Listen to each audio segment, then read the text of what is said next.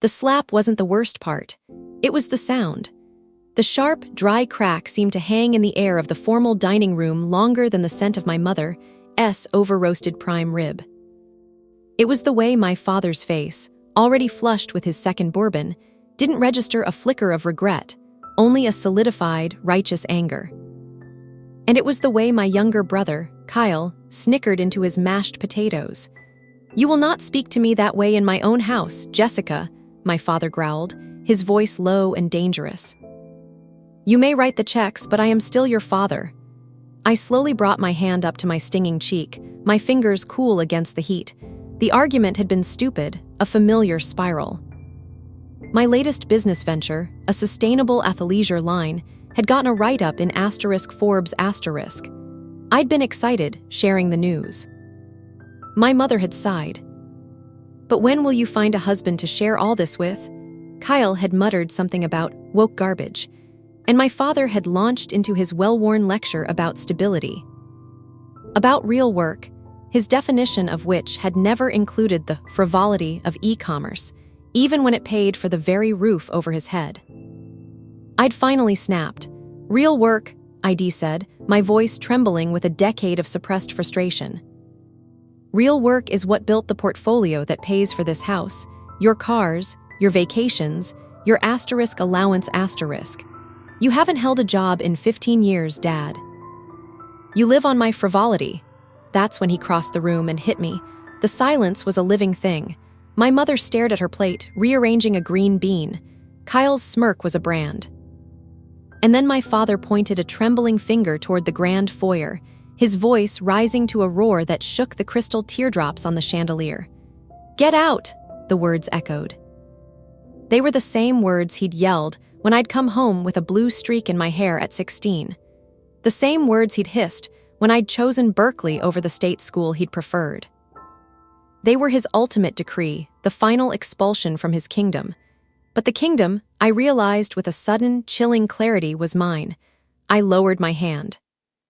The shock that had frozen me began to dissolve, replaced by a deliberate, glacial calm. I looked at him, at the man who had always ruled through fear and belittlement, who saw my success as an insult to his masculinity, who consumed my generosity while spitting on its source. "Okay," I said, my voice unnervingly steady. I didn't shout. I didn't cry. I picked up my linen napkin, dabbed carefully at the corner of my mouth, and placed it beside my plate. "You have 30 days. His brow furrowed, the anger momentarily stalled by confusion. "What?" I stood up, smoothing the skirt of my designer dress, a dress I'd bought with the profits from my frivolous work.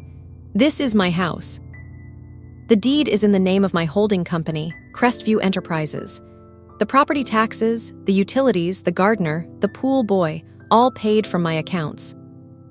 That allowance you receive on the 1st of every month, the $20,000 that fund your golf club membership, your cigars, your investments that never pan out. That's mine too." I picked up my phone from the table. "As of this moment, it's canceled. The automatic transfer is stopped. And you have 30 days to vacate my property." The transformation on their faces was almost comical. My mother's head snapped up, her eyes wide with genuine terror, not for me but for her way of life. "Jessica, you can't be serious. This is your family. Family doesn't slap the hand that feeds it," I said, my gaze unwavering on my father. I watched his rage shift, first disbelief, then the dawning, humiliating comprehension. "For years, I've paid for your loyalty, I've bought your affection, and I got change back in disdain and disrespect. The bank is closed." Kyle finally found his voice, a petulant sneer. "You're a selfish bitch. After everything Mom and Dad did for you," I turned to him. "Kyle, your job at the family office, which consists of managing your own Xbox achievements, is also terminated. The lease on your BMW is in the company name. It will be collected next week. I suggest you start looking for actual employment." I walked out of the dining room, my heels clicking a steady, final rhythm on the marble floor. The sound of their spluttering, my father's bellows shifting from anger to pleading, my mother's wails, Kyle's curses, followed me, but it felt distant. Like a bad television show playing in another room. The next 30 days were a masterclass in toxic escalation. The pleading came first. My mother, her voice filled with tears, left messages about blood being thicker than water, about forgiveness, and about how stressed Dad had been. Then came the guilt. After I carried you for 9 months, after all the sacrifices we made, then the rage returned. My father left a voicemail so venomous, so packed with curses and threats, I saved it for my lawyer. Kyle tried to rally cousins against me on social media, posting vague cries about family betrayal, but he'd burned too many bridges himself for anyone to care. My lawyer, a formidable woman named Eleanor Vance who had seen it all, handled the formal eviction notice. We changed the locks on the day of the deadline, with a sheriff's deputy present for the exchange of possessions. They hadn't packed much, still believing it was a bluff. I'd had movers box up their essential belongings and place them in a storage unit. The payment for 1 month was forwarded to my father's email. The rest, the house full of antiques and art I'd paid for, remained. It was my property. The scene at the gates was both tragic and surreal. My mother was sobbing in the passenger seat of the Mercedes, also leased by my company, soon to be repossessed. Kyle was glaring with pure hatred from the back. My father, looking suddenly old and shrunken, stood by the driver's side, his pride preventing him from making one last public scene. He just stared at me through the iron bars, his eyes holding the confused fury of a deposed monarch. I felt a pang, not of guilt, but of profound sadness for the relationship we never had and never would. Then they were gone. The silence in the 8,000-square-foot house was immense. It wasn't peaceful, not at first. It was heavy with the ghost of shouted arguments, of backhanded compliments, of simmering resentment. I wandered through rooms that had never felt like mine, filled with my mother's gaudy taste, my father's hunting trophies, Kyle's discarded messes. I had built a cage of granite and guilt for myself, mistaking obligation for love. The first thing I did was call a designer.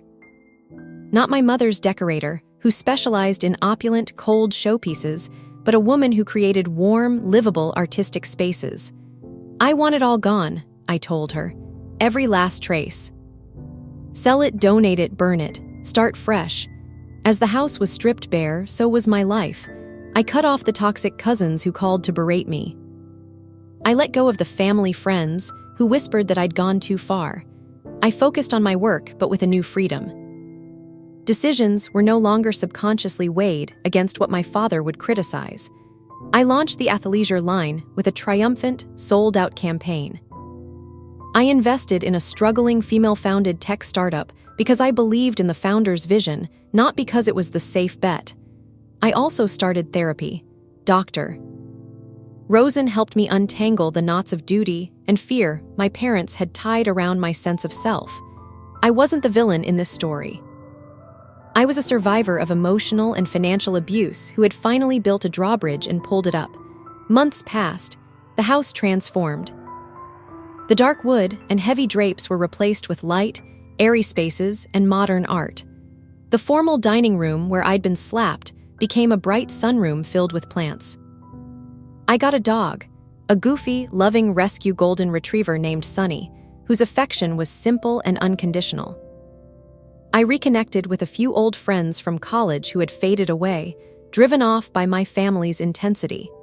I even went on a few dates, something I'd never had time or emotional energy for before. Then one rainy Thursday afternoon, my assistant buzzed me. "Ms. Thorne, your father is here. He's in the lobby. He insists on seeing you." My heart, which had finally found a steady rhythm, gave a hard, painful thump. I hadn't heard from him directly since the eviction. According to the occasional update from Eleanor, they were living in a modest apartment in a less glamorous suburb. Kyle had gotten a low-level sales job he hated. The Mercedes was gone. The myth of the family fortune had evaporated. "Send him up," I said, my mouth dry. He looked older than the month should have allowed. His suit was the same, but it hung looser. The bluster was gone, replaced by a weary tension. He stood in the doorway of my new minimalist office, looking out of place. "Jessica," he said, his voice rough. "Dad," I didn't offer a seat. "This is a surprise." He shuffled in, his eyes taking in the room, the clean lines, the view of the city, the obvious success it represented. It was everything he'd wanted, but it was undeniably, unquestionably mine. "I came to talk," he began, then cleared his throat.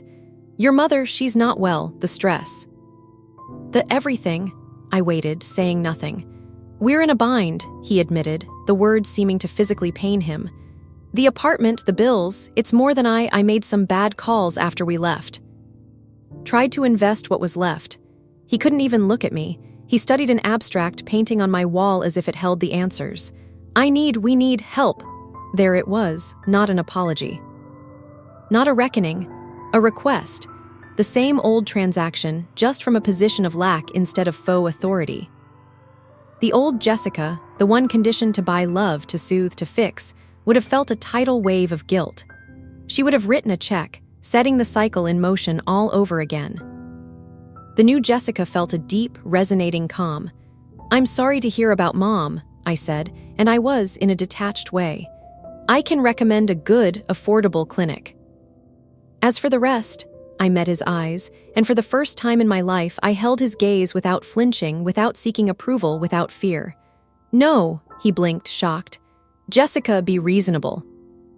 We're family, you can't let us drown." "I'm being perfectly reasonable," I said, my voice even. "You taught me a valuable lesson, Dad. You taught me that money given without respect is just currency for abuse.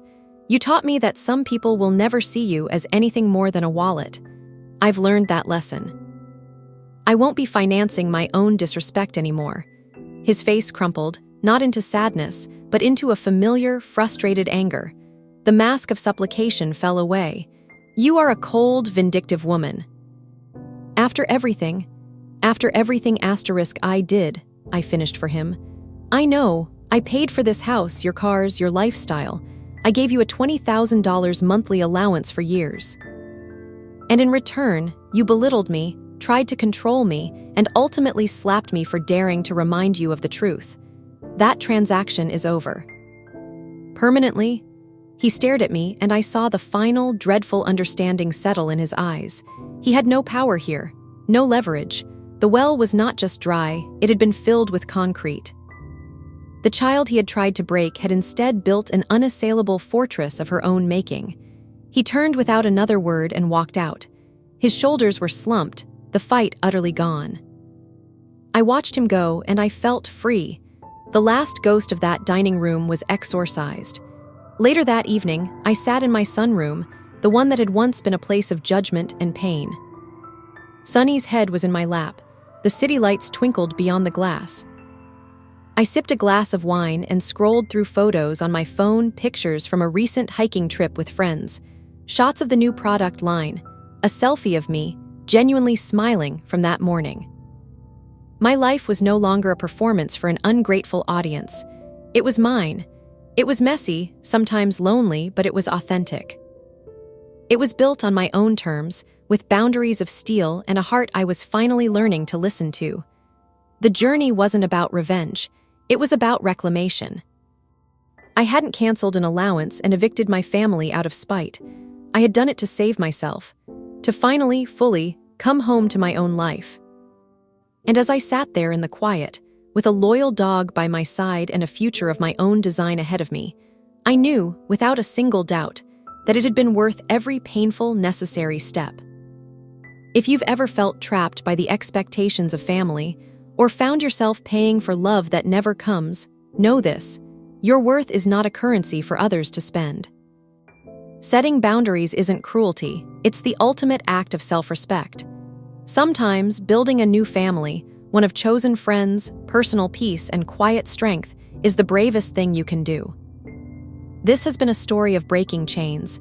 If it resonated with you, consider subscribing to more journeys from shadow into light. Remember, you are the architect of your own life.